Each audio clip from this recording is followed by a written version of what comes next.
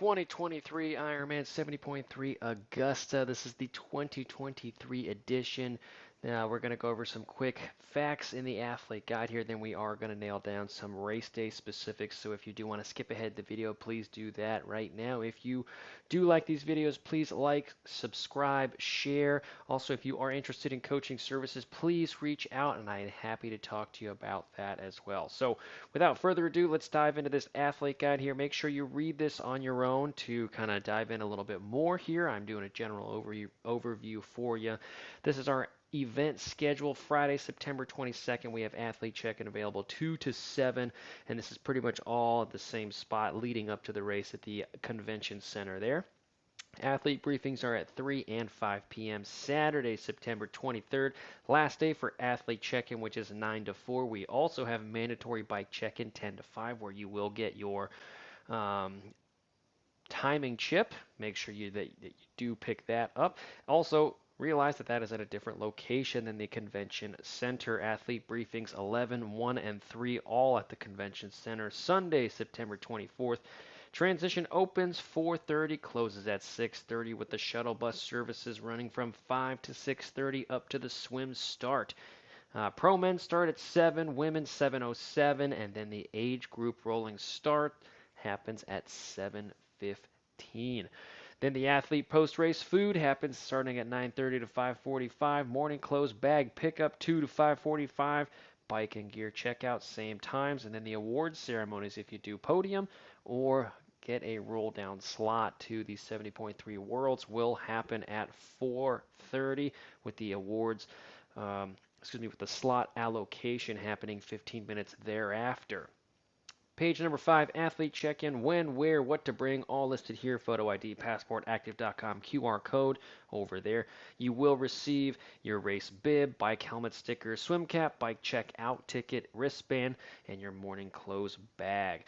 Bike stickers, put them on the bike frame, helmet sticker, bike stem sticker, and you will have 5 extra ones that you will put on your race day bags. Pre-race info, page 7, things like the physical addresses of the swim start, transition, finish line, Ironman Village, all that good stuff.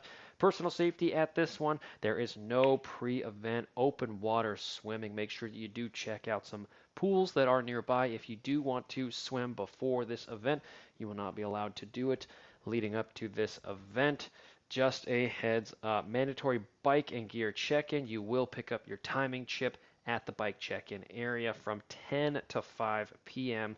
on Saturday. Morning clothes bag. Any shoes left at the swim start that are not in your morning clothes bag will be donated. Make sure that you put that in your morning clothes bag. Pre-event swim gym options, they are listed there for you. I would also just give you a little heads up. If it's in the athlete guide, chances are it's going to be mobbed with people out there. So you might want to find another location if you are trying to find a little low-key option for you. Race day info, race day morning, transition opens at 4:30. Make sure you get in there early because the transition closes at 6:30. There is no body marking for this race. You don't need to worry about that. Aid stations, this is the second event that I have seen in the last couple of days that does have something peculiar here with the bike nutrition. The bike nutrition does have Gatorade Thirst Quencher instead of Endurance Formula. Make sure you reach out to them when you are checking in. Ask if that is the case. If you are going to a race briefing, ask if that is the case, just because that is going to throw off some of your race day nutritional habits. If you are relying for on-course nutrition, the calories and the electrolytes are not the same as Gatorade Endurance Formula, so plan appropriately leading up to the race. Timing chip will be in your race day packet, will not be in your race day packet, but you will pick it up at bike check-in.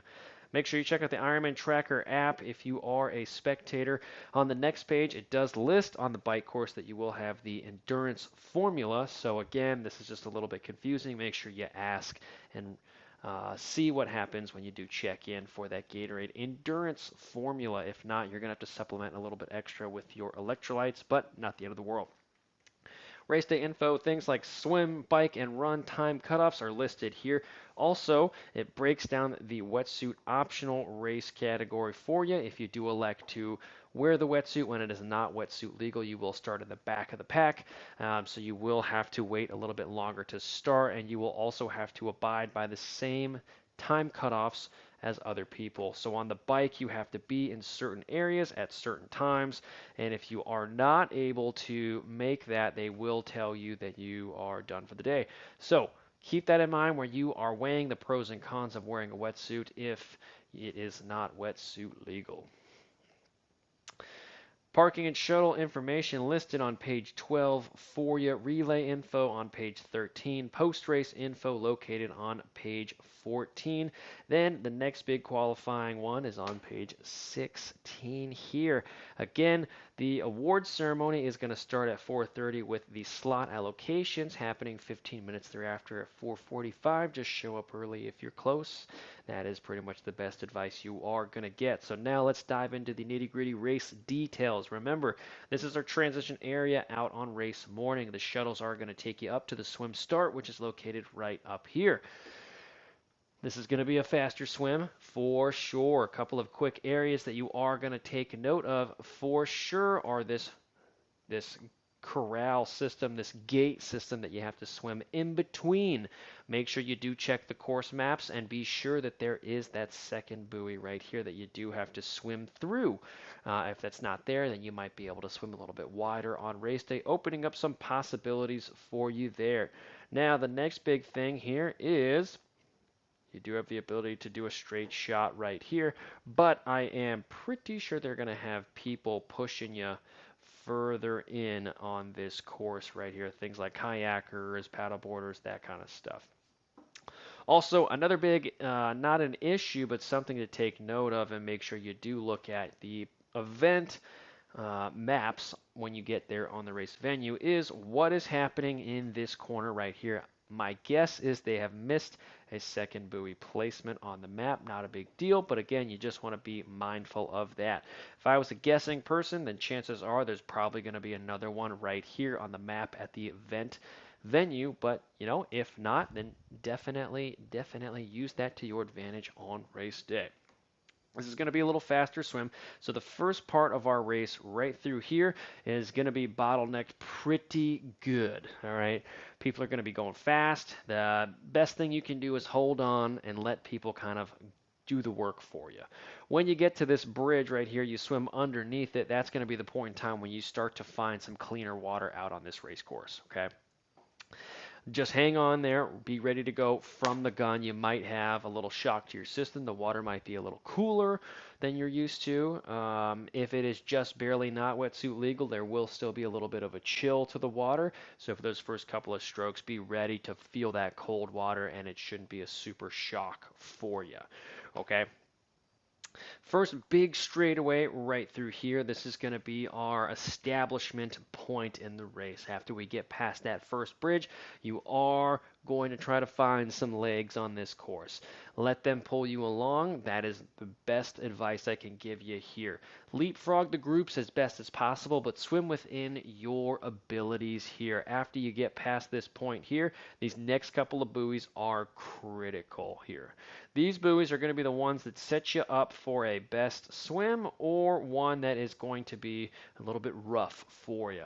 What I mean by that is after you get to about the halfway point, right, you have to make a little bit of a decision. Do you keep going at the pace you are going? Do you slow down? Do you speed up? That is up to you. If you are working really well with a big group of people, keep rocking it. Okay? If you are going way out of your comfort zone, then back things down a lot. Okay? You're going to want to save a little bit for the bike and the run course here. It's not totally happy days on the swim. You do have to save a little bit of effort there. When you do reach this point in the race, okay, the high flyers are going to just continuously put the pressure on. The people who are not a stronger swimmer are going to fall back here. If you are in a group of 3 to 4 people, that is probably not the worst case scenario at all. It's probably one of the best cases for you. All right. Use that group to swim within your ability, and chances are the buoys are going to fly by pretty quickly.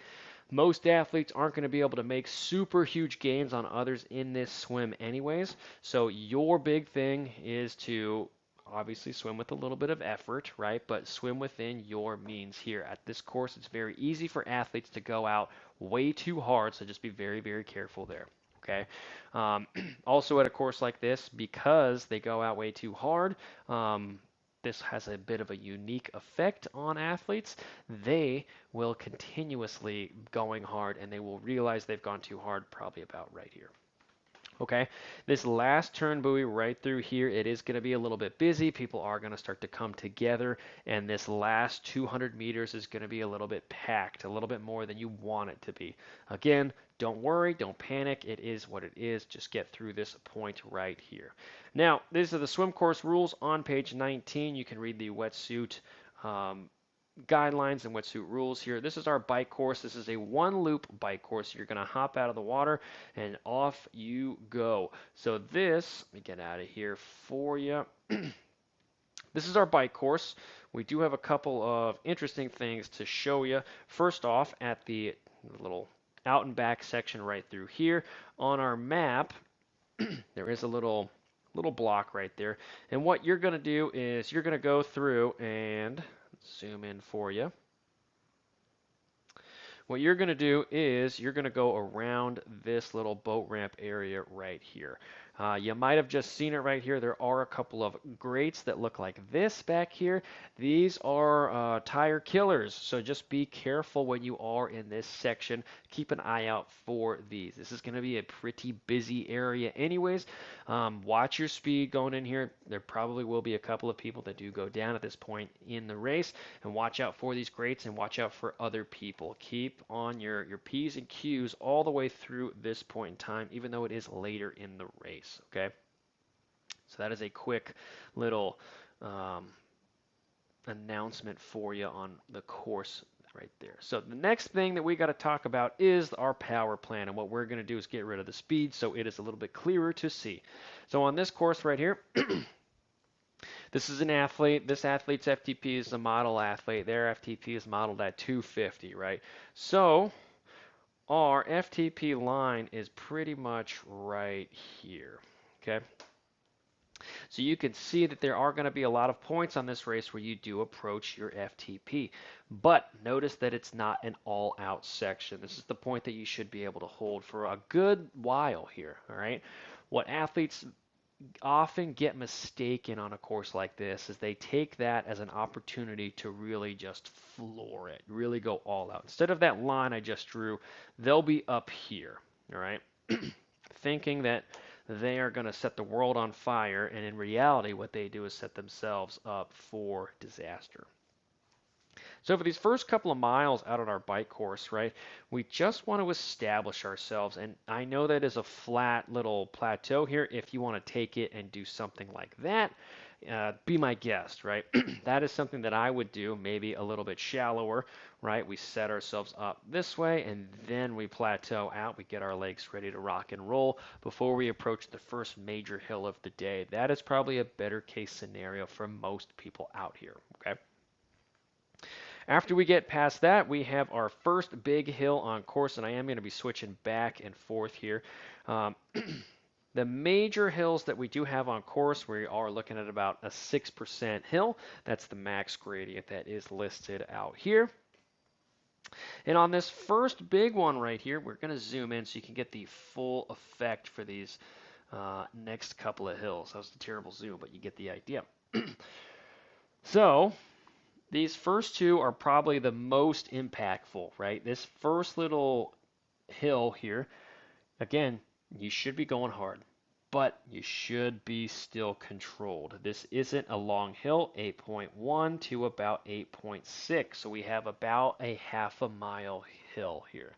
Not going to last for very long, and the power should come down because we are rolling downhill after that. The next hill that we do have to worry about is this second one right through here, starting at mile 10.9 and going. I would say this one pretty much goes to mile 15. So a little bit longer for sure, and I would say these first two are essential on this course. The most essential one is this second one, where you should be carrying your power up and over the duration of that. Where the first one you kind of drop off a little bit, and you can see that the power here does drop off on this first one here. The second one, the power does decrease, but it hangs on for a little bit longer here.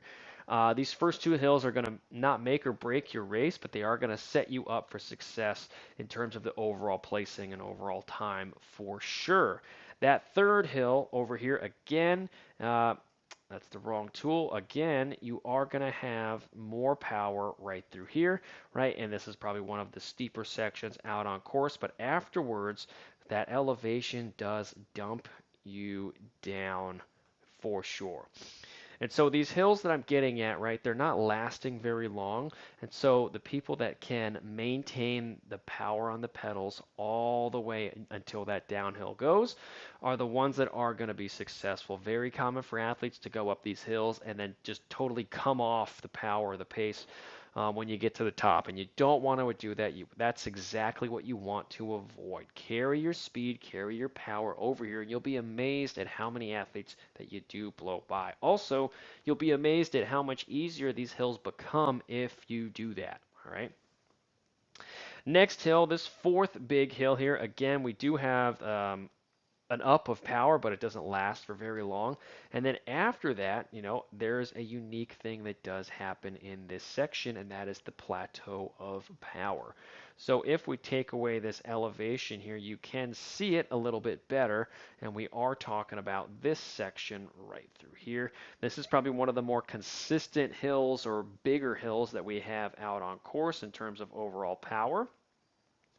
And so don't overthink it, really. You're going to go hard leading up to this hill. And again, use the downhill to allow yourself to go up a little bit easier. And then you're just maintaining that power up until the next big one. And this is going to be the one that breaks a lot of people right through here. Okay. These sections through here are gonna, it's just too much time, right? You're at about mile 30 on the bike, so for most people you are pushing about an hour and a half, maybe a little faster, maybe a little slower, but that's usually what you are gonna be at. Okay, and at 90 minutes, nutrition starts to become an issue. You have whatever you did preceding this, if you went too hard on the swim, if you totally floored it on these first couple of hills and plateau sections of the bike, then it will start to catch up with you there.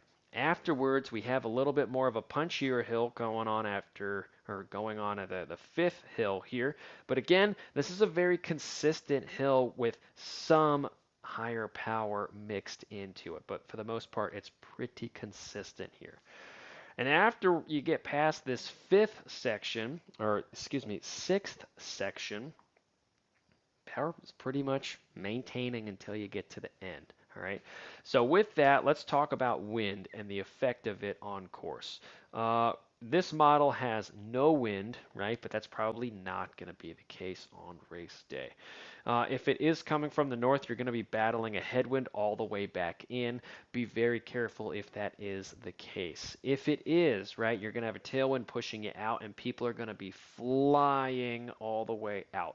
You want to kind of let them go, or just like the swim, let them do the work all the way out. And when that course starts to turn up, that's when you start to put the pedal to the metal a little bit, or even maintain, and you'll slowly reel them in. All right, especially on this back section right through here. Now, if we did a time analysis and we bumped up the power a little bit, you can see exactly what we're talking about here. You're going to save some of the most time, a 2-minute 45-second segment here is going to save you 6 minutes. But again, I'm more interested in things like this one here and just adding those up over and over and over again for the most success. Fool's Errand is going to be doing a huge push early on. We're going to save a whopping 10 seconds over this 8-minute segment here early on, leading up to mile, I believe that's mile 7.5 right through here. And so just be very careful in that first 10-mile section. A lot of athletes are going to be pushing, and a lot of athletes are going to be paying for it later on, for sure. Another area that you can easily open up yourself to problems is that last big section through here.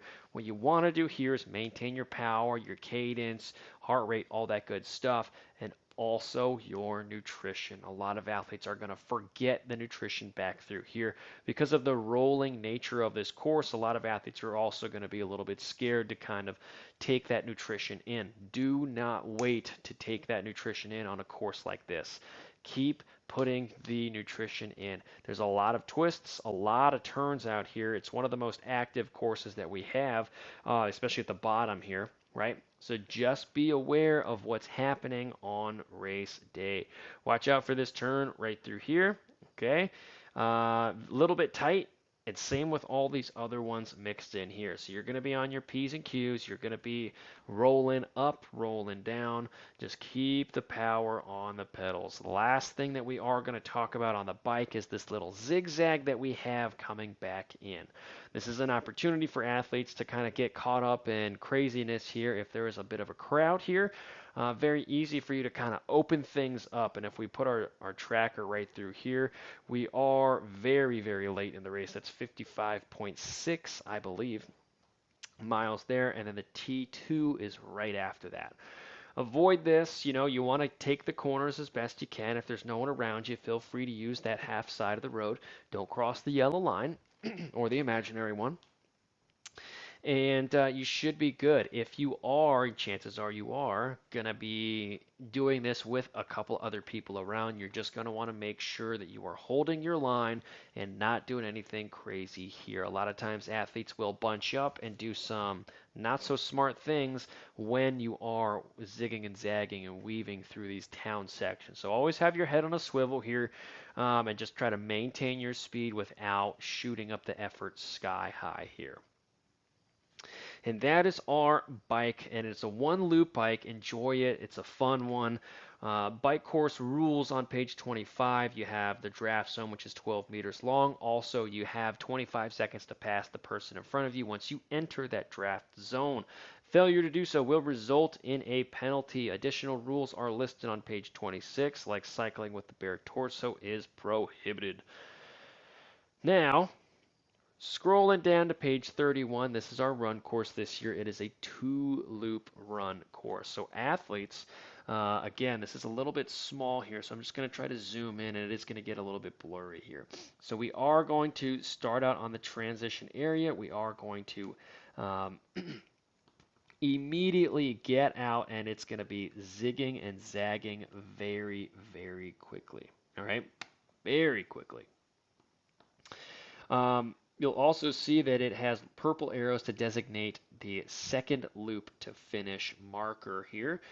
So those purple areas should be visible to you there. It's pretty much the same as the first loop, but hey ho. Now, things that you should notice is there are aid stations sprinkled in a multitude of places. One of the most peculiar ones that I've seen is this one, and then also this one right here. I don't know if that is on purpose, but again, make sure that you check out the course map and double check to see if you have 2 aid stations like this back to back. Okay, if that's the case, great, but if not, then not. So because this is a city-style run, expect it to be hot if there's no air or moving air coming off of the river. All right, in races like this, it's very akin to something like a Louisville, where if there's dead air, it's really dead and it gets hot back there. If it is perfect temperatures, then ignore what I'm about to say, but even then, you probably want to be on your nutrition out of the gate. One of the best things you can do is T2, hit up the transition zone for some additional fluids or even just to cool yourself off. Grab some sunscreen, the essentials. It doesn't take a whole lot of time, and it's easy, right? It's just an extra step getting out of the transition area. Walk through it, see where they have things set up in the morning. That should be part of your just walk through on the way out, going to the shuttles in the morning, see where all of this stuff is going to be located, and just take mental notes and keep that in the back of your mind for this moment. All right, because when we get to that transition area, you're going to put your bike up, you're going to get all your good stuff out for the run, and it's just an easy thing to do. If you are overheated, cooling yourself off is going to be essential, minimizing the damage here for these first couple of miles when we are going around these town areas, right? Make sure that you are keeping an eye out for who's in front, who's in back, just keeping a swivel on your head for these first couple of miles because we can scroll down here because not the duration, the elevation isn't super significant. We can kind of play around with what's going on. For this first mile, we have probably the bulk of our elevation over the course of this race, aside for a couple areas. You really want to kind of lean into this first mile, and you want to start out a little bit slower, and by the end of this first mile, you should be ready to rock and roll. All right. I would caution you about starting right out of the bat. If you're a super strong and confident runner, go for it. If you're not, use the first mile or even why not 2 miles to establish your run legs. Fuel back up, identify any issues that you have, and then getting going with your run. The run is going to be largely dictated by what you did on the bike, believe it or not. Okay. You are going to run by the finish line on your first loop, and you're going to keep this zigging and zagging motion going. Expect this area out here to be a little bit lonely, and just get through it. Stay mentally strong. All right, watch your running form in this back section here, and you should be good to go. Okay. Now, I would also double check that some of these arrows are the same here and as they are on the race venue. Okay. Um, some of them are positioned in a couple peculiar places, and you just want to double check that along with the aid stations out there. Okay. Watch your pace, watch your power, watch your running form for those first couple of miles, and then think about setting the world on fire. Okay, hitting these aid stations for your essentials like what you need for fueling, what you need for hydration, all that good stuff. What's your electrolyte content up until this point in the race? Can you fix it or reverse it? And watch out for other competitors that are, how do I say this? Watch out for other competitors that are kind of putting it on. If they are flying around this course and you are trying to keep up with them, ask yourself if they're going to realistically be able to hold that pace. If you see that in the first 3 or 4 miles, that should be a big indicator that this is either someone that is a super strong athlete or someone who is about to explode. Okay, run your race out here and you will be much, much better off. Because of the terrain out here, it's largely going to be dictated by you and what you have done in training up until this point here. But this should be a pretty steady and straightforward run course, only affected by your ability to maintain your targets and also your nutritional intake here. And lastly, if it is super hot, you just want to be mindful of your core temperature. Okay, be actively cooling yourself off. If there is a bit of a breeze, that will only help you unless it does get super cold out here, which is not projected to do at this point in time. And if you guys do have any questions, please let me know. I wish everyone the best of luck this year for our 2023 edition to Ironman Augusta. Now, you are hanging out a little bit longer on this video, the run course rules are listed on page 33. Things like littering, running with a bared torso, all that stuff is listed here with 35 on the overall rules. Something that is cool in the athlete guide here as we do scroll down is page 42 that lists the violations for the drafting, littering, all that good stuff. You will be getting some violation cards, and you are going to have to serve those time penalties in the penalty tent. Again, not listed on the official maps, so make sure you check it out at the race venue where it will be listed for sure. Okay, they will also go over this. If you do get a card on the bike, you're going to have to serve that in the penalty tent. If it happens later on, then you will have to serve it in transition 2. Fail to serve, your penalty will result in a DQ. Okay, it's impossible to miss. There'll be people on motorcycles, mopeds, and they will be yelling at you, giving you cards, essentially stay to the right, don't draft, don't stop people from passing you on purpose, and you should be good to go, and don't litter outside of the aid stations where you are allowed to. So that is the course in a nutshell, guys. And the last big thing here, medical policies on page 46, and the checklist. Here we go. Athlete checklist is on page 54, and it gives you some basic things to remember for a course like this. So good luck to everybody on this 2023 edition, and I will talk to you on an individual basis leading up to the race.